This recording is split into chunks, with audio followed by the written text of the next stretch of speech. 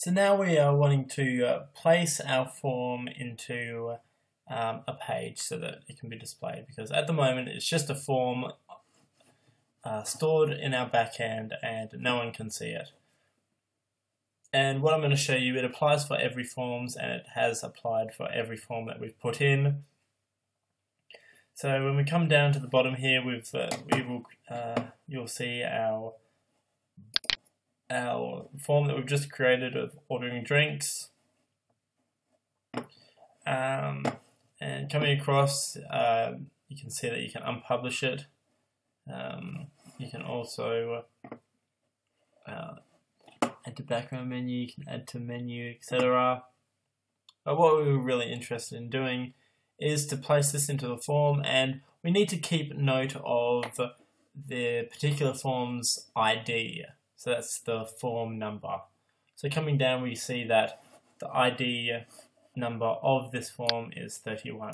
Now this is important because you need to keep note of that 31, because we're going to input it into into our page. So what we're going to do is to create a new page. Go to our article manager.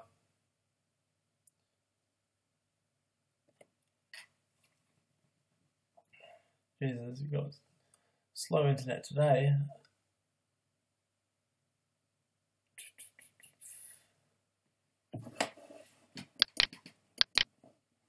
Alright. So now we come to our article manager and we want to click a new page.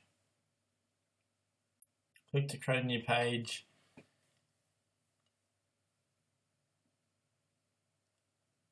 Hopefully this is going to get a little bit faster.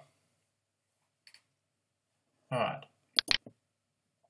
So now we're going, same as always when we set up a page, we're going to set it up similar to this, similar to all of these, where each of these, as said before, each of these is a page. So we're going to label the page whatever the form is. So this one's emergency contact, so the page would be called emergency contact. So for this, since the form's ordering drinks, the name is going to be, the title is going to be ordering drinks. Just so you know. Coming across here, we need to give it a category. Under here, there's a category of forms that we need to click it to. Coming in, now all we really need to do here, is to input a little line of code that's easy enough for anyone to do, to put in, and it displays the form as it is. But if you want, you can, just so you know, below, just so you can gauge what's the displayment of the form and what's just text.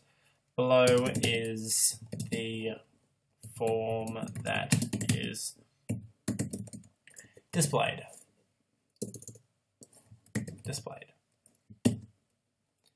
And so what we need to do is put in this line of code, and I will be giving this line of code to you if you forget. But what we need to do is hold down Shift and create this little curly bracket. So right next to the P, we need to generate that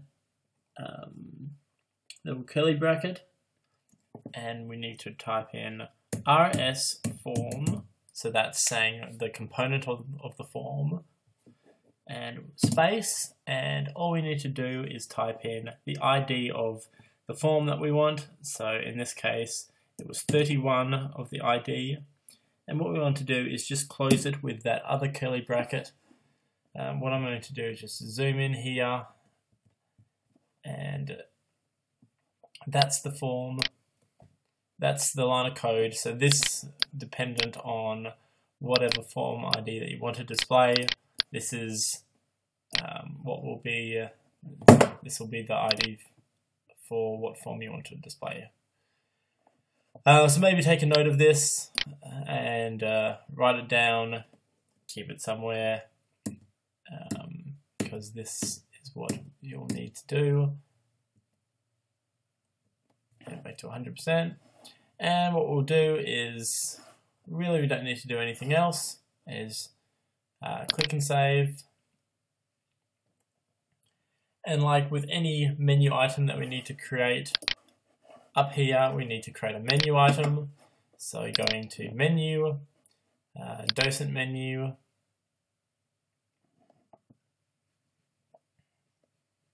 apologies for it being slow, and we want to create a new menu item.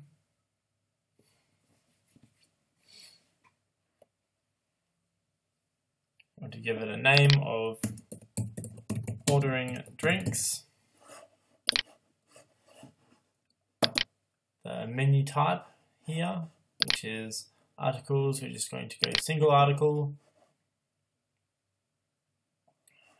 Wait for this select article to appear, press select, and we want to go to ordering drinks. If you can't find the article or the page straight away, you can search for it here, but I can see ordering drinks is here. It's been added, single article ordering drinks, and we want to come across and we want to parent it to this to the form parent. So underneath here it's form, which is right here, so it's going to appear in here in that list. Please view my video on parenting parent and child items if this is not making sense. And then we want to go save and close.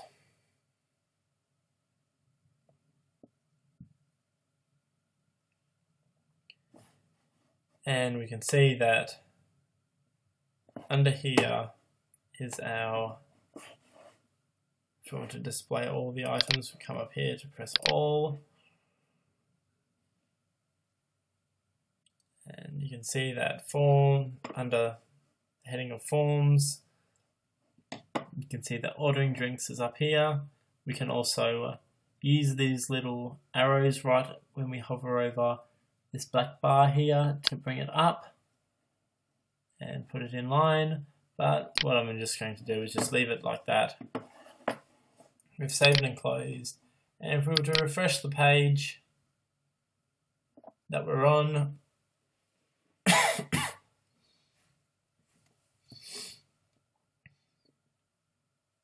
internet's very slow today, and we'll come over and there you go, ordering drinks is in, and if we come over here, boom, ordering drinks, the form is, the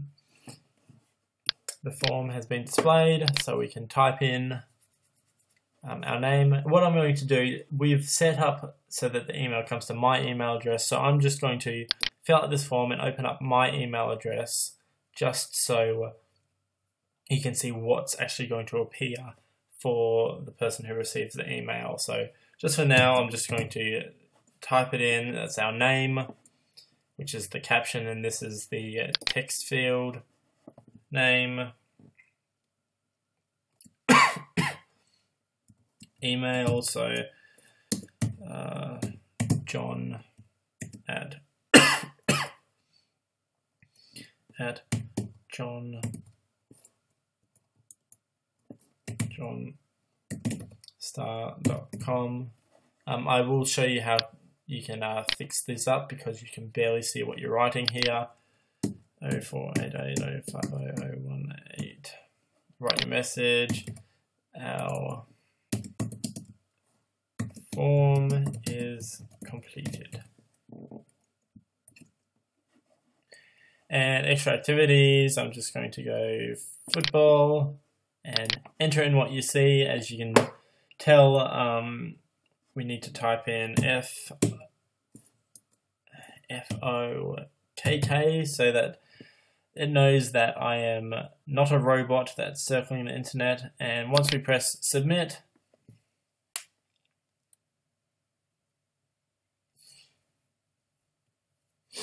hopefully your your internet isn't going as slow as mine is. What I might do is I might close some of these applications.